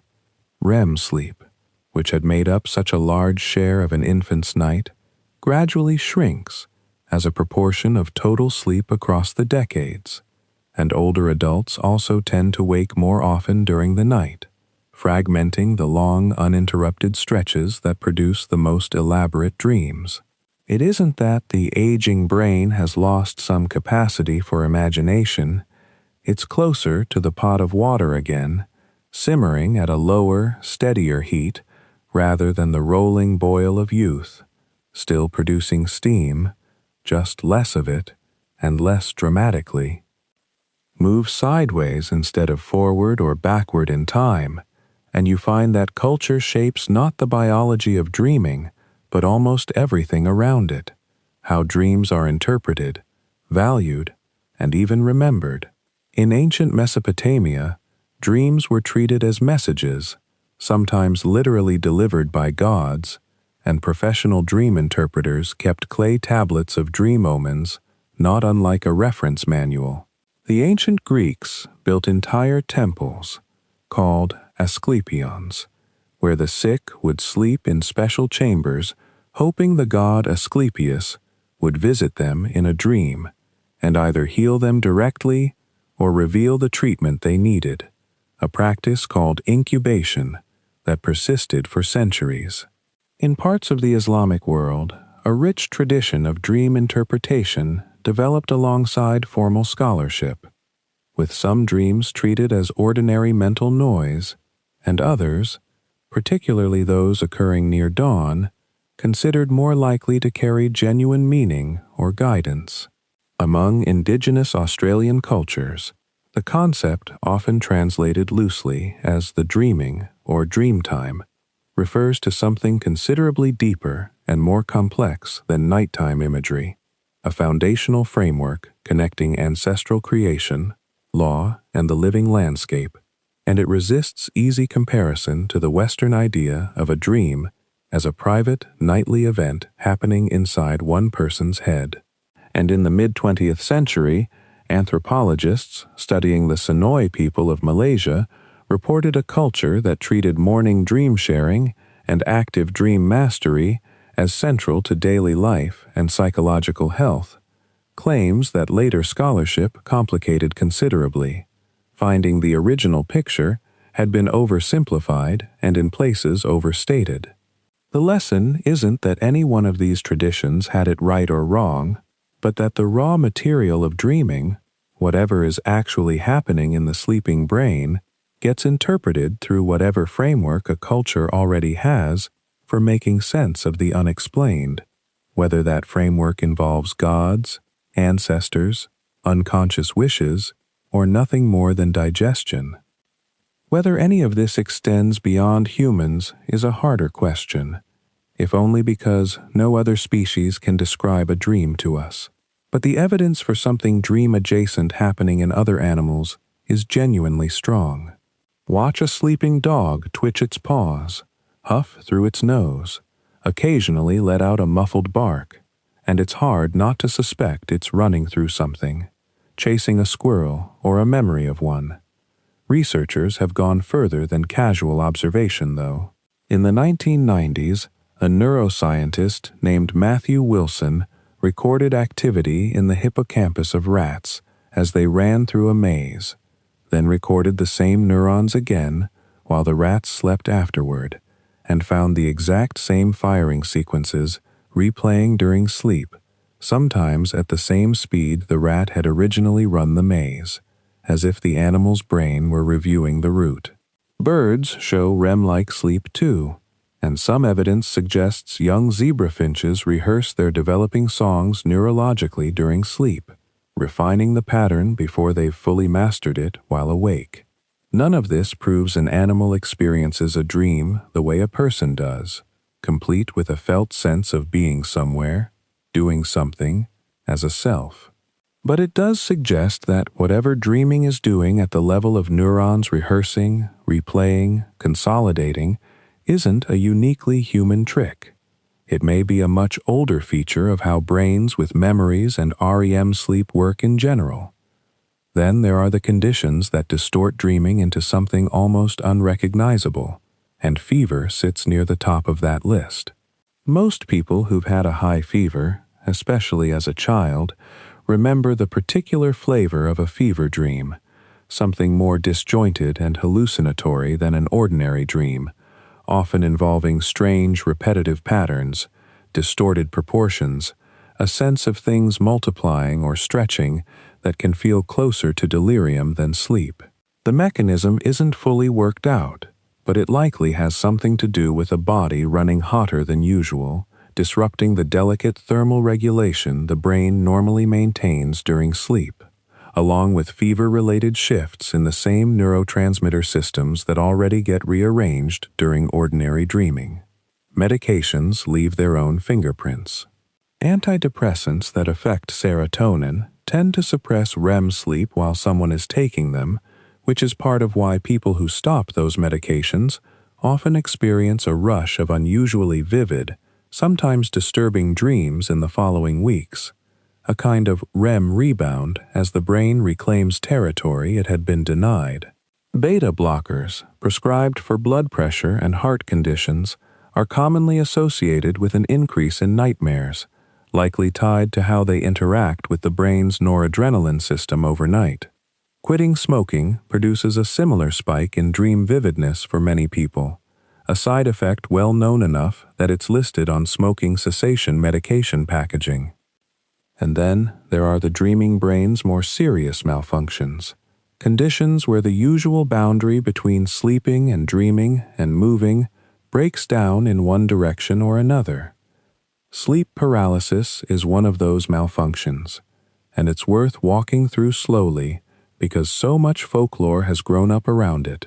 During REM sleep, your brain sends a signal down the spinal cord that essentially switches off the major muscles of your body, leaving you slack and still while your mind runs through its most vivid dreaming. This is, most of the time, a well-timed piece of engineering.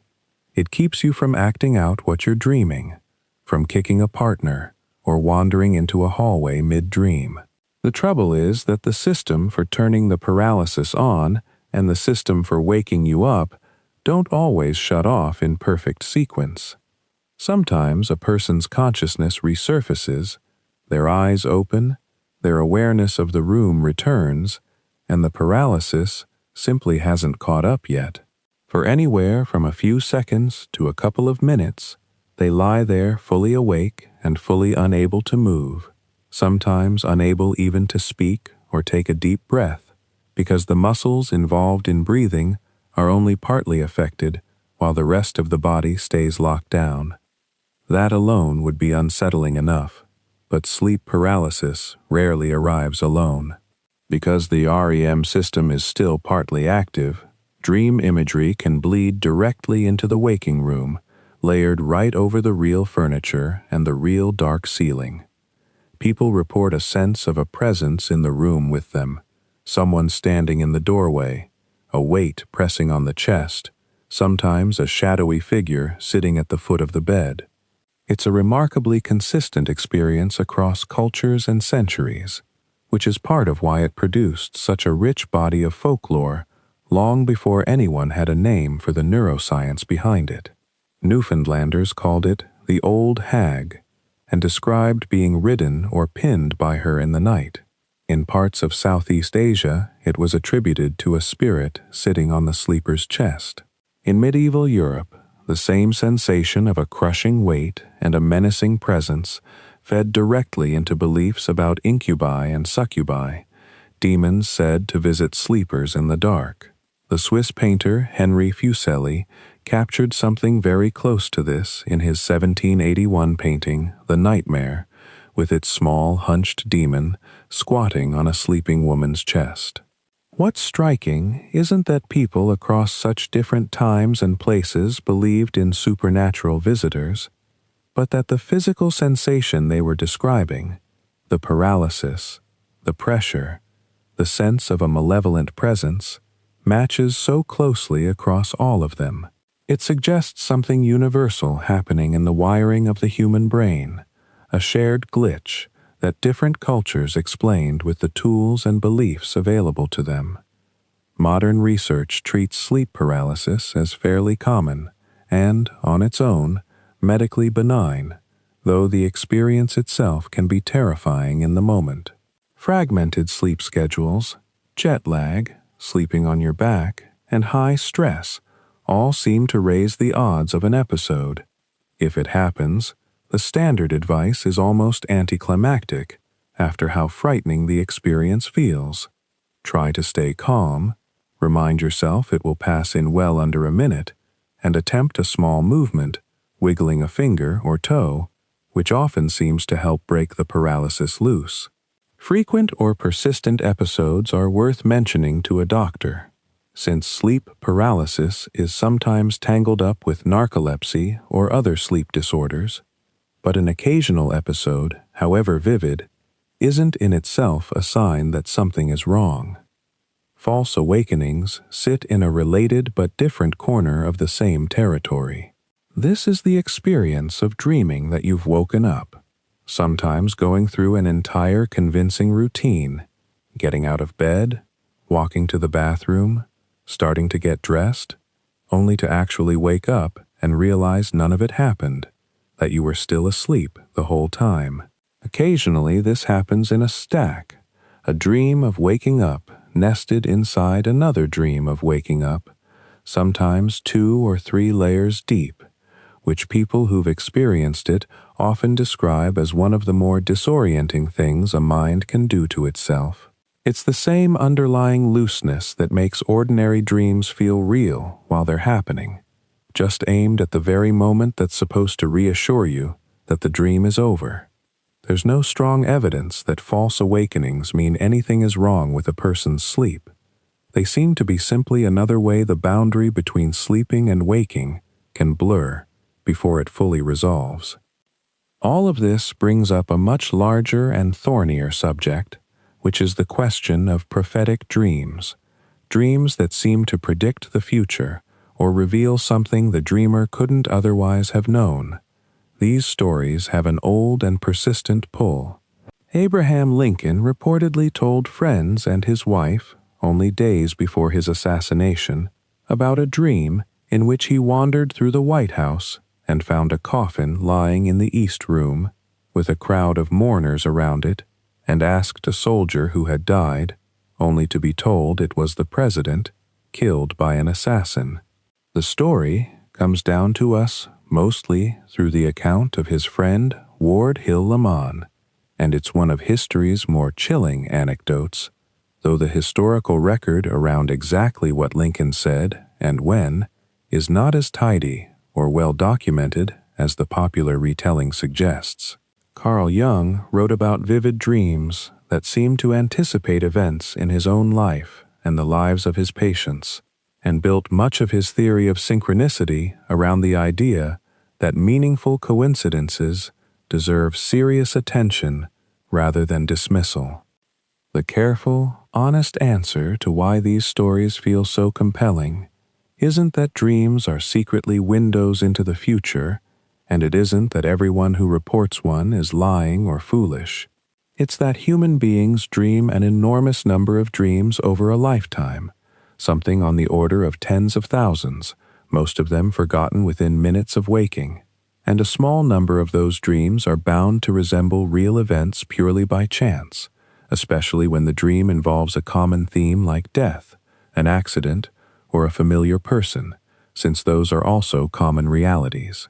When one of those dreams happens to line up with something that actually occurs afterward, the coincidence is emotionally overwhelming, and the mind, quite naturally, holds on to it and retells it, while the thousands of dreams that predicted nothing simply evaporate, unremembered and unremarked on. This is sometimes called confirmation bias, operating on a grand, slow timescale, and it's compounded by the fact that memory itself isn't a fixed recording.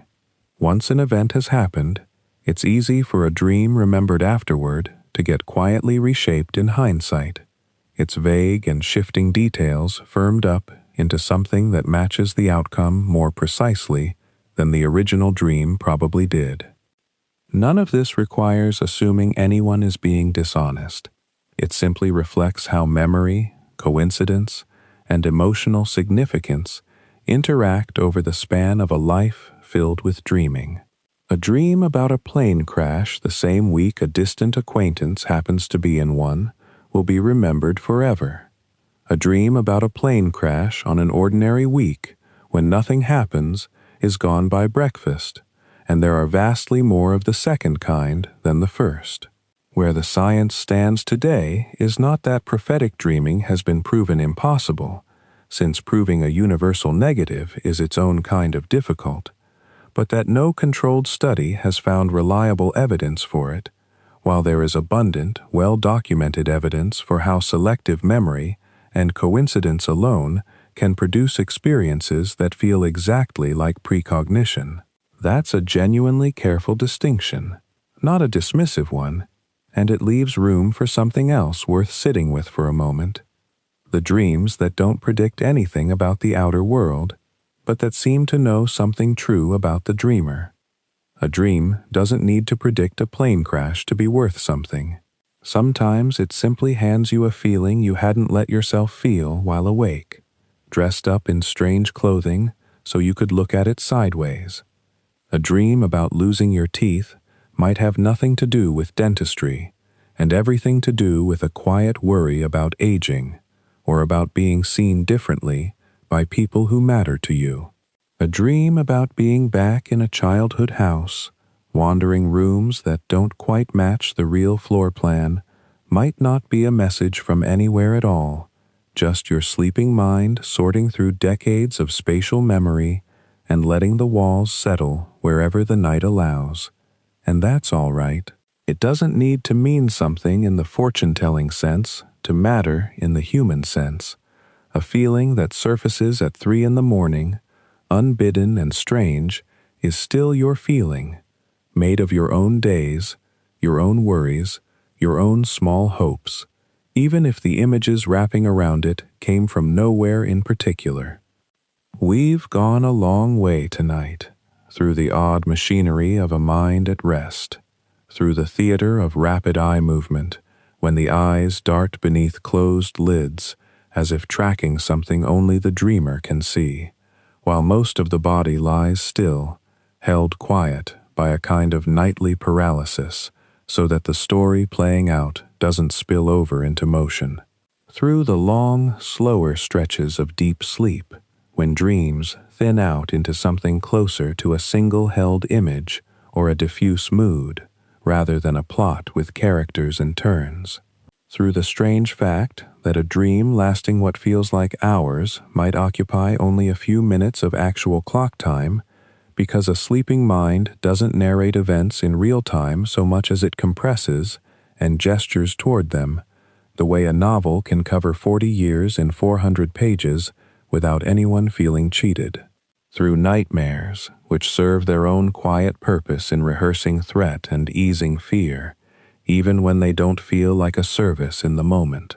Through the deep, old kinship dreaming seems to share with memory, with emotional processing, with a nervous system trying to make sense of a day it didn't have time to make sense of while the day was actually happening. None of it is fully settled. Researchers who have spent entire careers studying sleep still argue about why we dream at all, whether it serves one purpose or several, whether some dreams mean nothing beyond the electrical weather of the brain, and others carry real psychological weight. That uncertainty isn't a failure of the science. It's closer to a mark of respect for how strange the phenomenon actually is.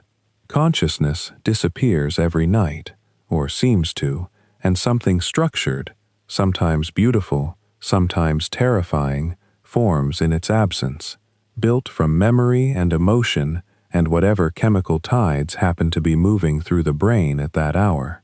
That we don't have it all figured out shouldn't be unsettling. It can be almost comforting, actually, to know that some corner of your own experience, something as intimate as what happens behind your closed eyes each night, still belongs a little to mystery. You don't need to solve any of it to sleep well. You don't need to remember your dreams, or interpret them, or worry about what tonight's dream might mean about tomorrow. The mind that built cathedrals of melting clocks and impossible staircases doesn't need supervision.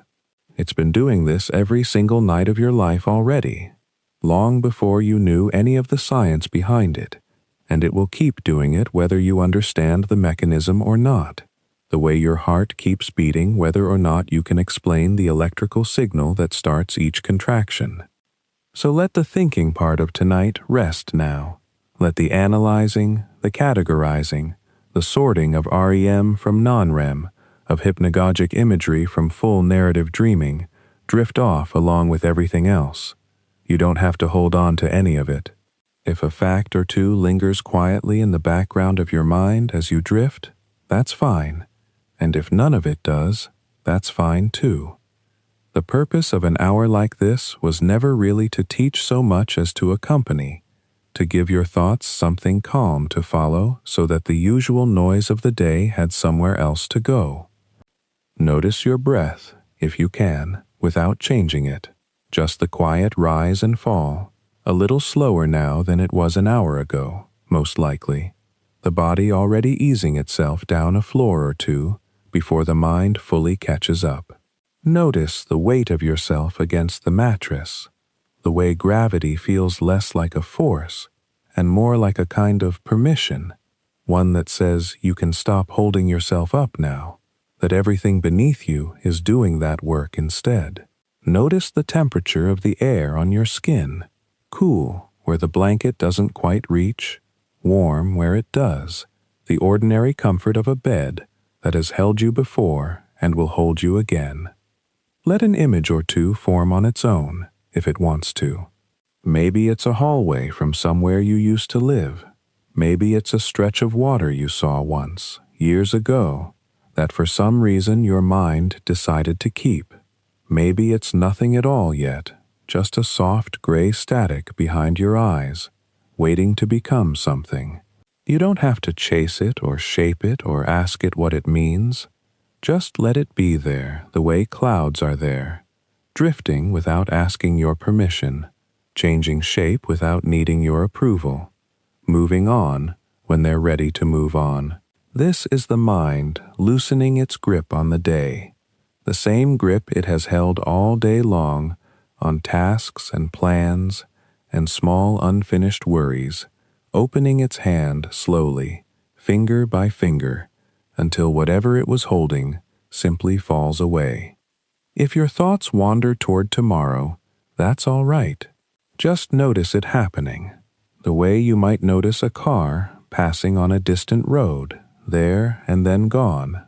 No need to follow it. Bring your attention back to the weight of your body, the quiet of the room, the small rhythm of your own breath, in and then out, without hurry.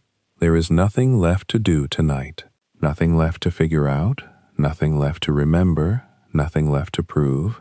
The day already happened, and it's finished, and whatever wasn't resolved in it doesn't need resolving right now, in the dark, with your eyes closed and the whole of the night still ahead of you. Whatever forms behind your eyes tonight, story or fragment, feeling or flicker, it doesn't need to be understood in the moment it's happening. It doesn't need to be caught or held or explained by morning. It can simply be allowed, the way you'd allow a familiar piece of music to play in another room without needing to follow every note. The oldest and simplest thing your mind knows how to do is this: to rest, and in resting, to dream, quietly, without asking whether you're paying attention. Let the images come, soft-edged and unhurried, faces you may or may not recognize, places that shift the moment you try to look at them directly, feelings that arrive without needing a name. Let them fade just as easily, dissolving the way morning mist dissolves off a field, not because anything went wrong, but because that is simply what mist does when the light changes. There's nowhere else to be right now, nothing else to know, just the dark and the quiet and the slow, steady turning of your own breath, carrying you down and further down, past thought, past the last loose edges of the day, into whatever soft country sleep is about to open for you. Rest well.